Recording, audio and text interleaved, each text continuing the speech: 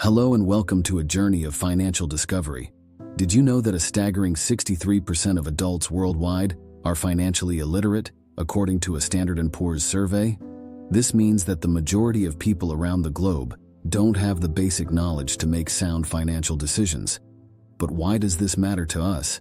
It's simple. Everyday habits and seemingly minor decisions can have a major impact on our financial health. Whether it's blindly following the age-old advice to buy a house or staying in a job that doesn't fulfill us, these choices add up. In this series, we'll explore these common habits and uncover the less talked about truths behind them. Have you considered how not planning for the long term can affect your financial future? Or how missing out on passive income opportunities might be holding back your wealth-building potential? Don't worry, this isn't just about highlighting the issues. Together, we'll delve into practical, achievable strategies for change. Ready to break free from financial myths and misconceptions? Let's start this journey and learn how to take control of our finances, one step at a time. Chapter 1: The Trap of Following Conventional Wisdom. Let's start with a story. Did you know that in the 1950s, buying a house was the American dream? Fast forward to today, and things have changed. A study shows that in some cities, renting can be cheaper than buying. So when someone says buy a house, it's the best investment, think twice. Now, I'm not saying buying a house is bad, but it's not for everyone. Did you hear about the housing market crash in 2008? Millions lost their homes. It was a wake-up call. Buying a house is a big deal. You need to ask, is this right for me? Here's a fact. Not all investments in real estate appreciate. Some even lose value. Surprising, right? And let's not forget about maintenance costs. They can add up. Remember, conventional wisdom isn't one size fits all. It's like clothes. What fits your friend might not fit you. Financial guru Dave Ramsey says, do what is right for your unique situation. So what's our takeaway? Think for yourself. Do your homework. And don't just follow the crowd. Your wallet will thank you. Chapter 2: The Missing Map. No long-term financial planning. Ever heard the saying, failing to plan is planning to fail? It's true, especially with money. Let's talk about planning for the long haul. You might be shocked to learn that according to a survey, 33% of Americans have no retirement savings. That's a third of the country. Planning isn't just for the rich. It's for everyone. Long-term planning means thinking beyond next week's paycheck. It's about setting goals. Want to retire at 60? Great, let's plan for that. Dream of starting a business? Let's figure out how to save for it. It's not just about saving, though, it's about smart saving. $1 today isn't the same as $1 in 10 years. Inflation, you know? Ever heard of the rule of 72? It's a simple way to understand how your money can grow. And guess what? You don't need a lot to start. Even small amounts add up. Think about compounding interest. It's like magic for your savings. Remember, it's never too late to start, but the earlier, the better. Like Warren Buffett says, someone is sitting in the shade today because someone planted a tree a long time ago.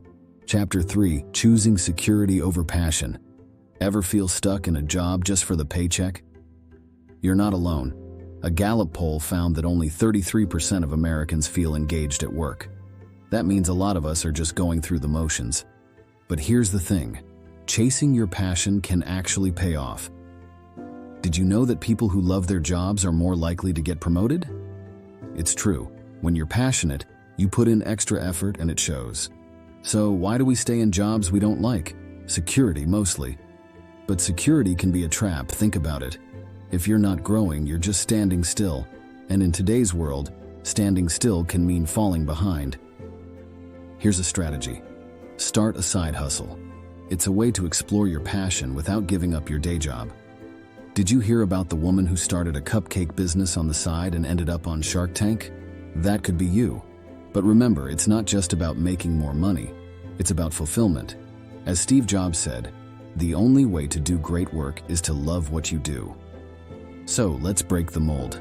Let's find work that excites us, that makes us jump out of bed in the morning. Your bank account and your heart will thank you. Chapter 4. The Overlooked Treasure. Ignoring Passive Income. Who wouldn't want to earn money while sleeping? That's the beauty of passive income. But surprisingly, many of us overlook it. Did you know that the average millionaire has 7 income streams? That's right, 7. And a lot of those are passive. Think rental properties, dividends from stocks, or royalties from a book. But let's bust a myth. Passive income isn't just for the rich. Anyone can start building it. Ever heard of REITs? They're like mutual funds for real estate. You can start investing with a small amount of money. And stocks. Thanks to apps, investing in stocks is easier than ever. You don't need thousands of dollars. Some stocks even pay dividends, which is like getting a bonus just for owning them. The key is to start small and think big. It's like planting a seed. It might not seem like much now, but with time and care, it can grow into a tree. Remember, every dollar you earn passively is a dollar you didn't have to work for. As Warren Buffett puts it, if you don't find a way to make money while you sleep, you will work until you die. So let's get smart about our income. Let's find ways to earn money that don't require us to trade time for dollars. It's a path to financial freedom. Chapter 5. The Pitfall of Not Saving or Investing. Saving money can feel like a chore, right? But it's crucial. Did you know a shocking 69% of Americans have less than $1,000 in savings? That's barely enough to cover an emergency. The key is to start small. Think about this. Saving just $5 a day adds up to $1,825 a year. That's a good start, isn't it? Now, let's talk about investing. It's not just for Wall Street experts. With today's apps, anyone can start. And the earlier you start, the better. Thanks to compound interest, a small investment today can grow significantly over time. Here's an eye-opener. If you invest $100 a month starting at 20, you could have over $1 million by retirement. That's the power of compounding. But remember, it's not about how much you invest, it's about being consistent. As the saying goes, it's not timing the market, but time in the market that counts. So let's break the paycheck to paycheck cycle. Let's start saving and investing, even if it's just a little.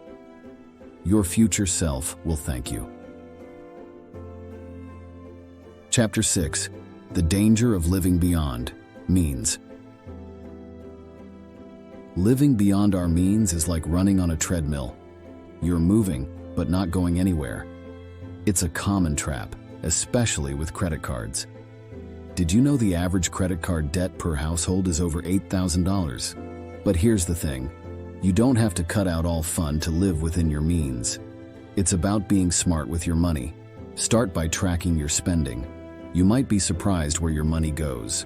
One trick is to follow the 50-30-20 rule. Spend 50% of your income on needs, 30% on wants, and save or invest 20%. It's a simple guideline to keep your spending in check. Avoiding debt is key. Interest on debt can be a killer. It's like giving away your hard-earned money. Always think twice before swiping that credit card. And here's a pro tip. Build an emergency fund. It's your financial safety net. Aim for 3 to 6 months of living expenses. Living within your means doesn't mean sacrificing everything. It means making choices that align with your financial goals. As Dave Ramsey puts it, you must gain control over your money, or the lack of it will forever control you.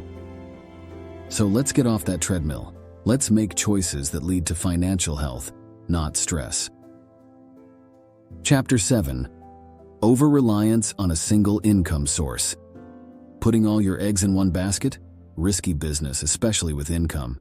In today's economy, job security isn't what it used to be. A report from the Bureau of Labor Statistics showed that the average person changes jobs 12 times during their career. Surprising, right? Diversifying income is like having a safety net. Think about this. If one job goes away, you've got another source to fall back on. It's not about working more hours, it's about working smarter. One strategy is freelancing or consulting in your field of expertise. It's flexible and can be done alongside a full-time job. Did you know that freelancers contributed $1.2 trillion to the US economy in 2020? That's huge. Another option? Side businesses. It could be anything from an online store to tutoring. It's about using your skills to create additional income streams. And remember, it's not just about making more money. It's about having control over your financial future. As Robert Kiyosaki, author of Rich Dad, Poor Dad, says, the rich focus on their asset columns while everyone else focuses on their income statements. So let's diversify. Let's build multiple streams of income and secure our financial future. Chapter 8. Impulse Buying and Consumerism. We've all been there, buying something on a whim, only to regret it later. Impulse buying is a real budget breaker. A study found that the average American spends $5,400 a year on impulse purchases. That's a lot of money that could go toward savings or investments. The trick is to pause and think, do you really need it? Or is it just a momentary desire? Delaying a purchase even for 24 hours can make a big difference. Here's a strategy. Create a wish list. When you want to buy something, put it on the list. If you still want it after a month, then consider buying it. Another tip is to set a budget for discretionary spending. It gives you the freedom to enjoy small pleasures without breaking the bank. Remember, consumerism is all about wanting more, but more stuff doesn't mean more happiness. As the minimalist saying goes, less is more. Let's be mindful of our spending. Let's focus on what truly adds value to our lives, not just what looks good in the moment. It's a surefire way to keep our finances and our lives in check.